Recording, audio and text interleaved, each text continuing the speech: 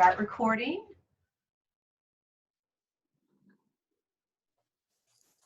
All right, everyone. Good Wednesday afternoon. It's April 29th. And this is our weekly, I guess I've lost count of how many weeks we've been doing this, our weekly City of Roanoke virtual press conference. And we have with us Mayor Lea, Vice Mayor Joe Cobb, City Manager Bob Cowell, and then we also have two special guests with us. We have Amanda Forrester with the Small Business Development Center and Morgan Romeo from Virginia CareerWorks.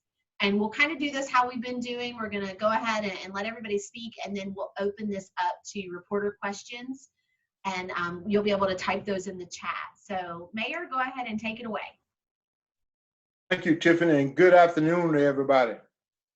City Council wants as many citizens as possible to have access to the information we're sharing at these press conferences.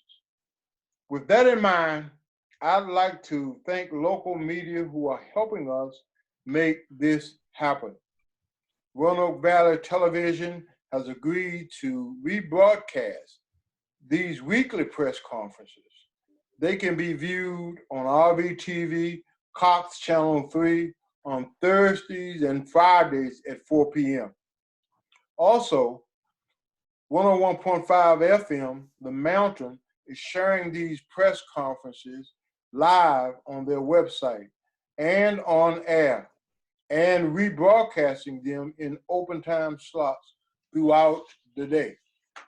And WSLS 10 and WFXR live stream the press conferences online through Facebook and website. I also want to thank our citizens for their continued efforts as physical distancing, This has been so important. As difficult as it is, there have been a few instances where this has not been adhered to. Most recently, with the gathering at the Star. And in such instances, city personnel will require the group to disperse. And that's important, and we want to make sure our citizens are aware of that. Our city staff have been creative in how they are staying engaged in the community and with the community and each other. Some of the examples are as follows. Staff has posted virtual storytime events on the library's Facebook page for children to enjoy.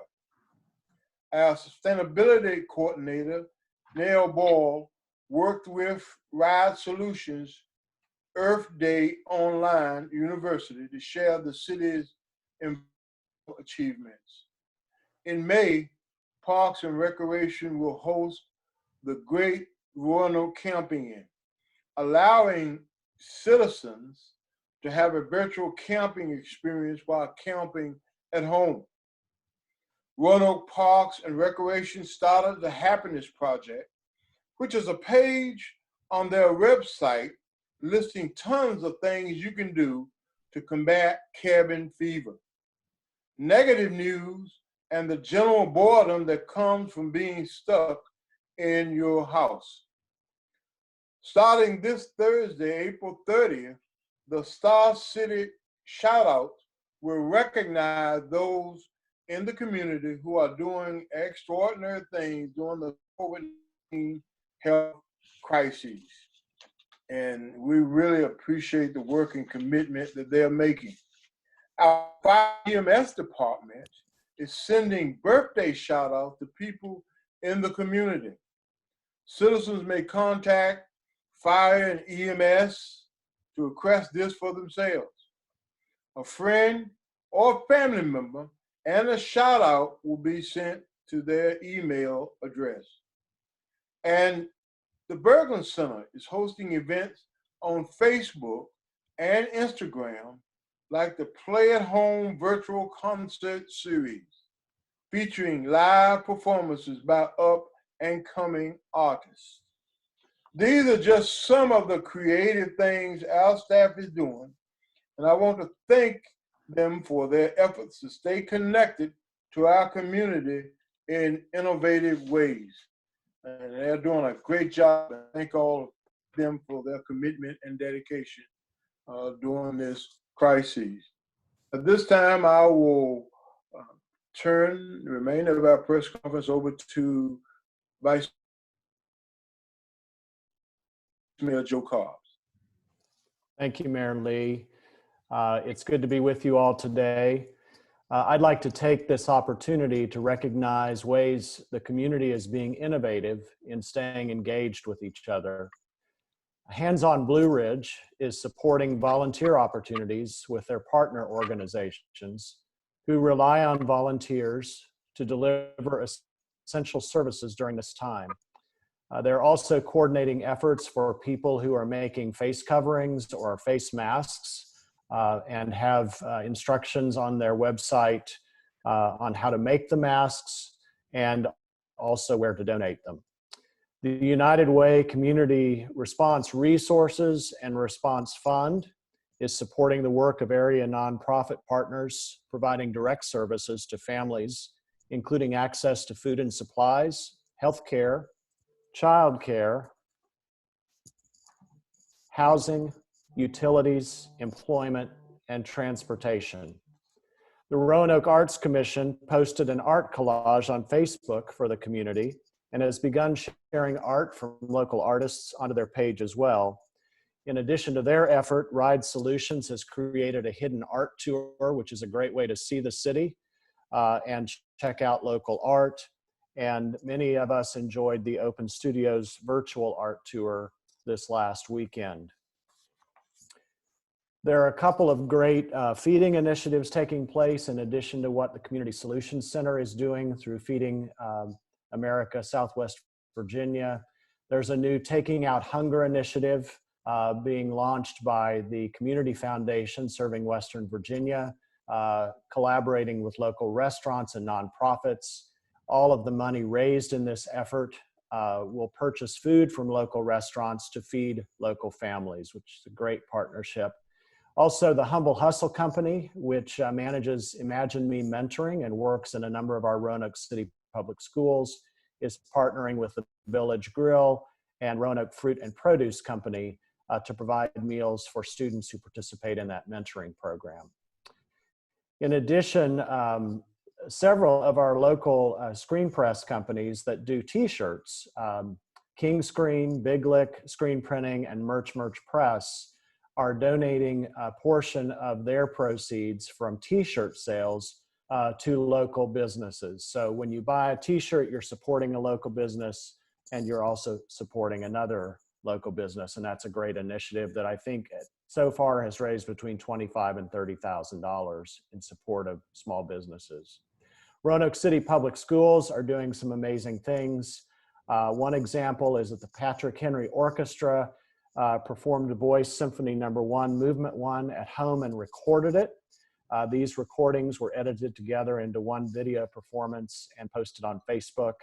And you can also find selections from the William Fleming High School Theater production of Jesus Christ Superstar and Patrick Henry's production of The Hunchback of Notre Dame, also edited and produced on Facebook. Downtown Roanoke Inc. offered a gift card incentive, a special deal giving people $10 for each $25 gift card purchase to support local businesses struggling to stay afloat. The program was limited to 500 cards and it sold out in 3 days, which is fantastic.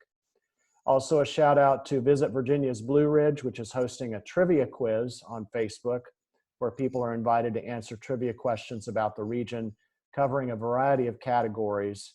And they have a very creative approach to understanding how the Blue Ridge approaches physical distancing by taking different images that promote 6 feet apart. Really encourage you to check that out. It's very inspiring to see the people of Roanoke offer their generosity, talents, and abilities to reach out and encourage our community during this time, and all of us are really grateful. And to all of them and all of you, we say thank you.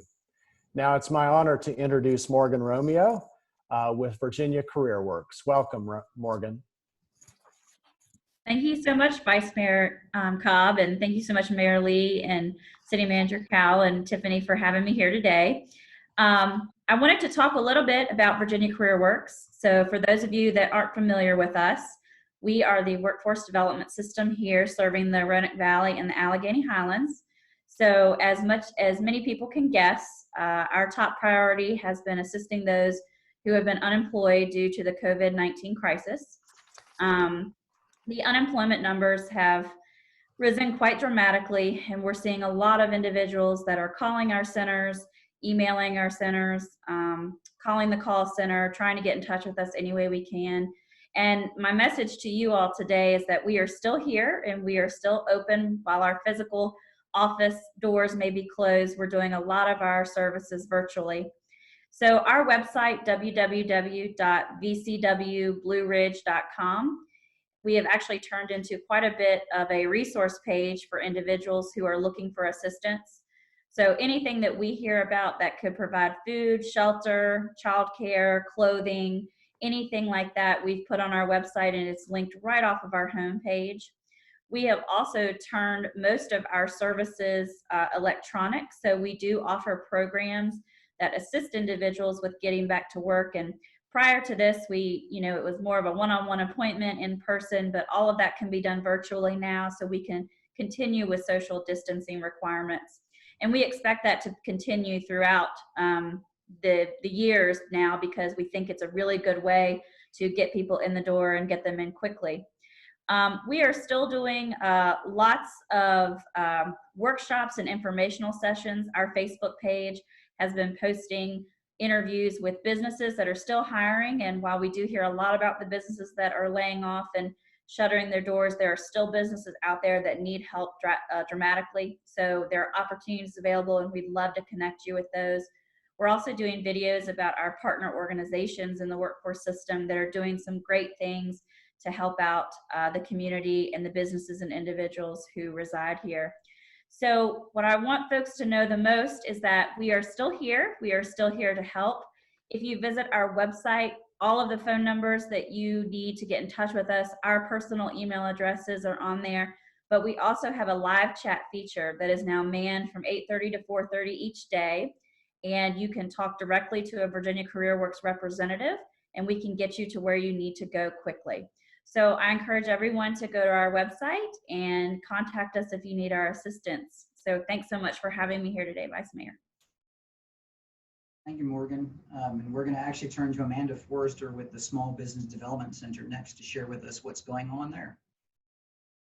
Hi, yes, thank you so much for having me today. I am with the Small Business Development Center for the Roanoke region, and man, what a whirlwind this has been. We are fortunate to be in a position that our services can help the businesses who are struggling right now. We do work with small businesses, typically with 250 employees or less, although with some new funding relief, we are lifting that to be able to work with people up to 500 employees for this period of time. But we have gone through a wave of what's happening with our businesses. And the last month, we've been highly focused on helping people navigate the financial options for them right now. So whether that's through an SBA loan or a paycheck protection program, helping them understand and navigating both of those, how to apply, and then if they're awarded a loan, how do they use those funds? And specifically around the paycheck protection program. We know that some of those funds are forgivable, and we want to make sure people understand the rules around that and how they need to be tracking. So we've spent the majority of our time on that, and now we're starting to see a little bit of hope and light at the end of the tunnel, and thinking about our businesses reopening at some point in the next month or two, and really starting to put resources together for them. Today we had a fantastic mask-friendly event with so many of our businesses and economic development offices, chambers and tourism offices, to talk about the customer experience as we think about reopening and what that's going to look like. We like to have a lot of community engagement in our events. We do less lecturing and more talking and engaging with the small businesses. So we really invite you to participate in one with us and talk with us. We do live Zoom calls and have conversations rather than lectures. So we'd love to have you join us for those. Our website is roanokesmallbusiness.org. And you can find all of our resources there for small business, as well as an opportunity to schedule time with us. If we meet with folks to talk about their business challenges that might be specific to them. And that opportunity is on our website. There's no back and forth. You just schedule and there we are.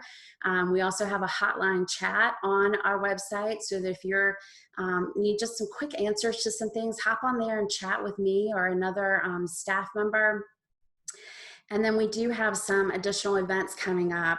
We're starting to think about recovery, but in the meantime, we're doing a PPP event tomorrow to help people understand how to calculate forgiveness. We have a crisis communication event coming up next week on May 5th. And then shortly after, we're starting a mental health series for our business owners. That's certainly a concern of ours, and we want to make sure that we offer those resources for our small business owners out there. You can find all that on our website. We also have a strong presence on Instagram and Facebook, so you can follow us along there, and lots of opportunities to engage with us. And the last thing that I'll say is one of the things that we have found comforting, and with the businesses that we work with, is just please reach out to us, reach out to other business owners. There is a community out there, and while we are distanced at the moment, it's imperative that you not feel alone, and that you're not going through this alone. While we all have unique circumstances, we also are all sharing a lot, and a lot of small business owners are sharing a lot. So reach out to someone, reach out to your neighbor business, and however that works best for you, and just stay connected during this time. Thank you guys for having me. If anyone wants to reach out to me, you can reach me from the website very easily, and I hope to have the opportunity to talk with some folks. Thank you, Amanda. Thank you both, Morgan and Amanda, for joining us. You know, we like to do these to where we're able to share some insight of what's going on inside the city government, but also with our partners working in the community. And there's so much work going on in the community with our partners that it's really it's great to have you all here to share that. So at this point, I'll let Tiffany take it to ask the questions. Sure, and I did want to thank Mr. Thomas there. You can see on your screen, he is our American Sign Language interpreter. So we want to make sure that this information is getting out to everyone, and we're hoping he is going to be with us for the next few that we do like this, until we can all maybe be together again. But just reporters, what questions do you have? If you want to type it in the chat, I'll kick it off. We did have a few questions on Facebook. Is about barbershops and salons opening on the 8th. Do we have any kind of input, I guess, to share? Yeah, there's several dates that are kind of floating around out there that have come from the governor. Of course, the stay-home order exists out till June 10th, and then there were some other orders dealing with certain businesses that were set to expire. I think it is May 8th. There's even another one that deals with May 11th, which has to do with DMV and some others. And so I would anticipate over the next week or so, you will see the governor start weighing in on what, if any, of those begin to be released. They did last week, I think it was, the governor did issue out kind of his sort of blueprint, if you will, for how he anticipates opening things. And of course, as has been the case all along, is predicated on caseload actually starting to lower over a sustained period of time. And so I would expect that those would be linked to that in some fashion as well. But that's really the only insight I think we've received on that piece of it. Okay, so our first question, Ralph Berrier with Roanoke Times. Mayor Lea, Vice Mayor Cobb, City Manager Cowell, on April 1st, we announced the city greenways would be closed through at least April. Now that April's almost over, is there a timeline for reopening the greenway? Yeah, I'll start, and then anything that the mayor or vice mayor might want to include. Of course, we made that decision at that time based on the size of the crowds, basically, that we're gathering, and the challenges at maintaining any kind of physical distance associated with that. Actually, subsequent to that, of course, there were many other trails. The trail going up to McAfee's Knob was closed. The trail, the Virginia Creeper Trail, was closed, and actually most, if not all, of the national parks have been closed for exactly the same reasons. At this point, and we'll be able to make an announcement tomorrow once we finalize this, but I would expect that we would likely continue to take thoughts in from folks about how we can phase the opening of that, but that probably, the greenway openings will probably not occur until we see movement at from the governor, similar to what I just mentioned, which is when the governor starts moving us into what he's referring to as kind of that phase one, that we reached a point at which we can begin opening up some activities in some areas. So we'll provide details tomorrow as to what that looks like or what that might mean, but I would anticipate an extension going forward for some period of time as well. Mayor or Vice Mayor, I don't know if you have anything you want to add relative to that, that question. Well, I concur with you, Bob, and let me say that we closed the parks and the Greenway because of safety, and that's still pervasive. We want to make sure you're safe. This is about saving lives, and I am just as anxious as everybody to get back out, to get going, but as the city manager alluded to, we're going to follow the governor's directive, and from all I can gather from him, it's not going to be a switch and everything's back on. I think he's going to do it in parts, and so as the city manager stated, we're going to follow that, and you'll be getting more information on that tomorrow. Yeah, and I think what will be key on that is what the mayor just mentioned, which is even when we reach the point at which we say, okay, we all feel comfortable that the Greenways can reopen, and this will be true with our municipal facilities as well, it is highly unlikely that any of those will simply just open the front door and go back to where we were a few months ago. It will be kind of a phased entry into that. And so we're still going to need assistance from our residents with ideas. There have been some great ideas forwarded by folks about how we could phase the reopening of the Greenways, and we will still want to do those. We'll still want to actually receive that information. We have as well, I think it's important to point out, we have also received quite a bit of information from folks who likewise don't believe this is the time to actually look at Greenways. So we're trying to strike a balance with that as we work toward their reopening. All right. The next question actually is a question regarding additional furloughs or reduced hours based on revenue projections. As you know, we've made a series of furloughs associated predominantly with our part-time employees that are in parts of the operation where they're just actually not currently able to work. So we've got obviously our recreation centers closed, we've got our libraries closed, the civic center itself is closed, obviously. That's where our focus has been previously. We would anticipate, I'm hoping that there aren't going to be any further. We are still taking the necessary steps we need to with the civic center. Again, it's an enterprise fund that we have, so it is actually revenue based. So without it taking any revenue in, we have to keep managing that workload and managing really the workforce to be consistent with the activities that are still going on there. So I don't anticipate there being any additional furloughs beyond those that we've already had to take or announce through the rest of this fiscal year.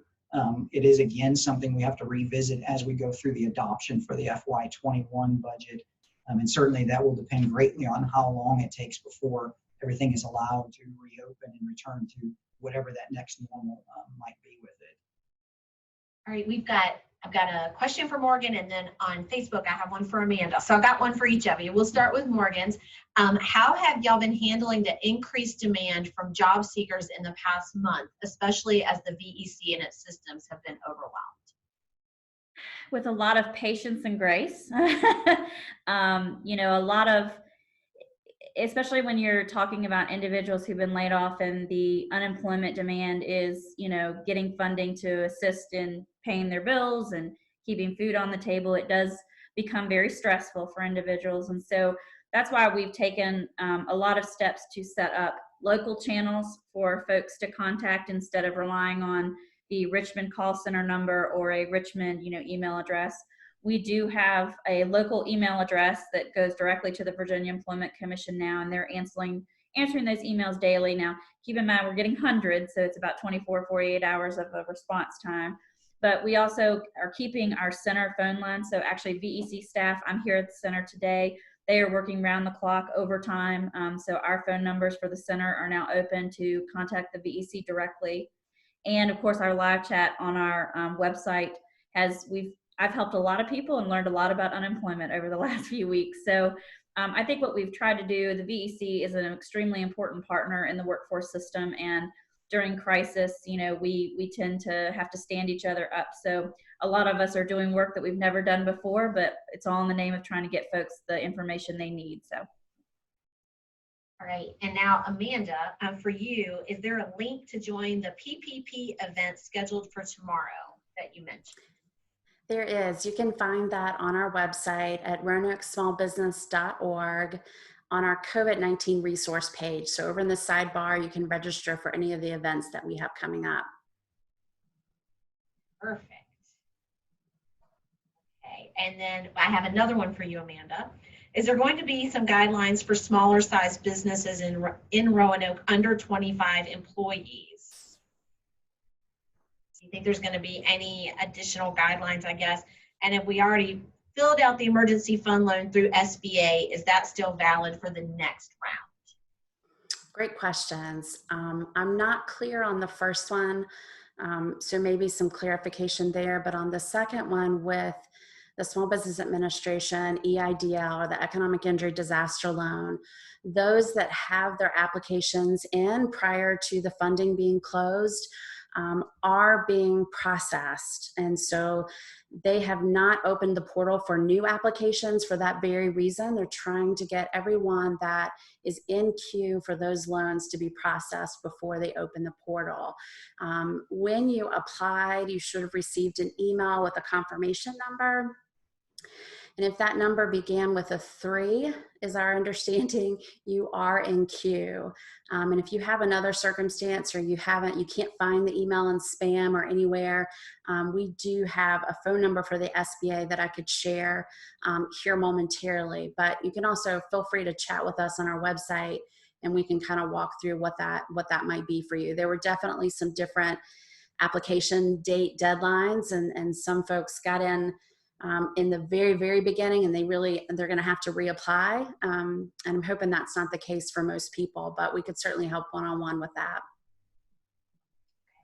Great. Yeah, I think everybody that's kind of asking questions, it's good to go to the website of both Virginia Career Works and Small Business Development Center, and that's going to answer a lot of questions, or they can, again, chat directly with you all.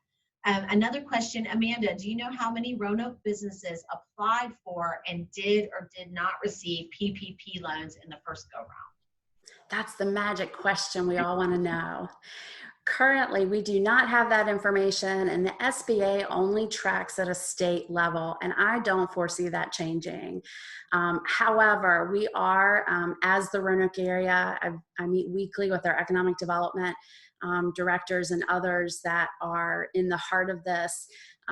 And we will be doing our own surveys to try to get as much of that information as we can. So I don't have those numbers. I don't expect to get them at that local level from the SBA, but we will do our best to collect as much information as we can. We've worked with over 4,000 businesses in the last 5 weeks. And so many of them have received funding or are still waiting, especially for the EIDL. So we're inspired by that, but we know that there's also so many others that don't have the relief that they need. Sure, and are there resources out there for those? I have some comments about things in Spanish. Are there some specific things maybe that both you and Morgan might have out there for those that speak Spanish? For us, the SBA, their website can be translated into Spanish. I will say that the applications are not in Spanish, and we could find you resources for that if that's a need.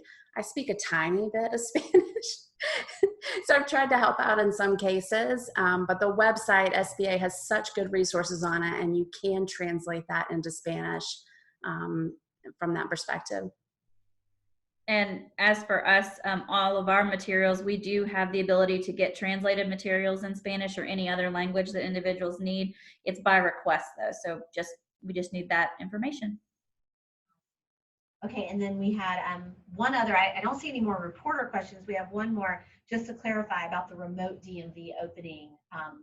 It's not going to be opening in the municipal building on May 11th that we know of. Yeah, and there has not yet been an announcement from the governor as to whether they would, right now DMV is closed through May 11th.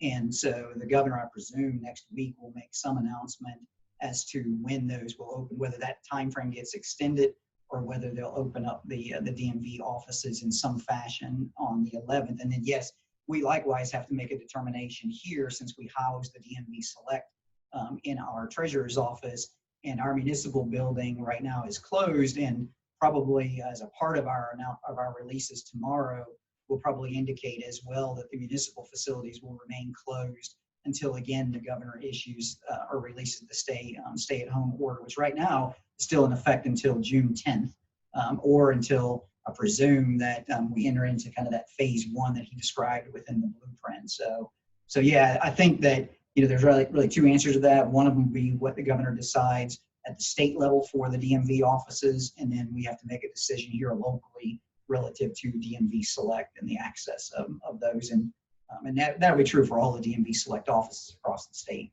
as well. All right, so we've got one more. All right, Morgan, one more for you here. What kind of success have you had placing people in new jobs? And are there maybe specific sectors that are hiring? And can you give us any sense of how many have been rehired versus not? So I know that's, if I need to repeat any, that's a long question, but maybe some success stories you've had through this. Yeah. So what I can tell you is the number of inquiries that we have had on individuals looking for new employment this time have been low. That's typically because they're just trying to figure out the unemployment process with all of the additional pandemic unemployment assistance and the assistance for self-employed and small businesses. I think the priority right now is to get that weekly check coming in. And I think once we get closer to maybe reopening dates, I think we'll start to see what businesses honestly survived through this. And I think we'll get a clearer picture of what individuals need to look for another employment opportunity. As for what sectors are hiring, we have a lot of manufacturers that are still up and running and need assistance. Even though social distancing is in place, obviously everybody has seen that the Krogers and Walmarts and Lowe's and Food Lion that continue to be open are just hiring like crazy. Definitely a great temporary opportunity for individuals who are just trying to make ends meet. So as a sense of how many have been rehired, until the June 10th order comes, I don't think we'll have any sense of who's going to be rehired. And at that point, we're going to start, trying to figure out how we get these other folks that may be in the retail hospitality industry or not able to go back to their previous employment, get them retrained and get them placed with some of these other industry sectors that will continue on for the future. So sorry to know specifics, but just generalities at this point. All right. Morgan, I'll add to that quickly. Morgan's been such a great friend of mine during this process. Her and her office have been so helpful. We are seeing a lot of success with folks who have received PPP funds and are bringing back their staff, and upwards of 40, 50, and 60 people. So we're excited about that. I don't have numbers for you, but at least there is some inspiring stories out there of that happening where people are able to go back to work. Yeah, and I know that certainly has been true with some of our nonprofits in the community as well, which also have been able to tap into some of the resources that you all have mentioned to make sure that their workforces remain employed as they go through this as well. Again, I want to thank Morgan and Amanda for joining us today and sharing with us this information. It is really, really an important part. I mean, we know obviously right now we're where we are because of this health crisis. But inside this health crisis has been created an economic crisis. And so being able to access resources for individuals and families as well as our small businesses is critical. And will become even more so to kind of that recovery phase as well. I want to give just a sort of a preview of what we're going to try to do next week and then turn it back over to the mayor and vice mayor for any last comments. So our intent next week at the press conference, so next Wednesday at 3 o'clock, will be to focus in on mental health. Amanda mentioned this on the small business owner side of things. So we want to talk with some of our folks working here in the community that are really responding to the mental health needs of our community to get a sense of what's going on and what resources are available for folks to receive that kind of assistance, to make sure, I think the comment was made, that they recognize they don't need to go through this alone, and to be able to actually access those. So I hope folks are able to join us for that opportunity as well. And at this point, turn it over to the vice mayor and then the mayor for any last comments that you all might have, and then we'll we'll head on out. Thank you, Bob, and thanks, Amanda and Morgan. I do have a quick question for you both, just based on some things that I'm hearing in conversations with small business owners. Many of them are appreciative of the opportunity for the payroll protection plan, but some are wrestling with the overhead costs and how to access any resources for that. I know the city, we're working really hard on developing some working groups to answer some of those questions, and we're not quite sure yet what the COVID CDBG restrictions or relief might look like. But I wondered if you're hearing some similar things, and if you all have ways that small businesses can reach out through you all to address some of those questions that are beyond the payroll question. I'll let Amanda take that one. Absolutely. So the PPP program, an important piece of that, it's called Paycheck Protection Program. So the first thing we think about is payroll expenses, but it's also for those who might not have employees and it's just themselves as a business owner.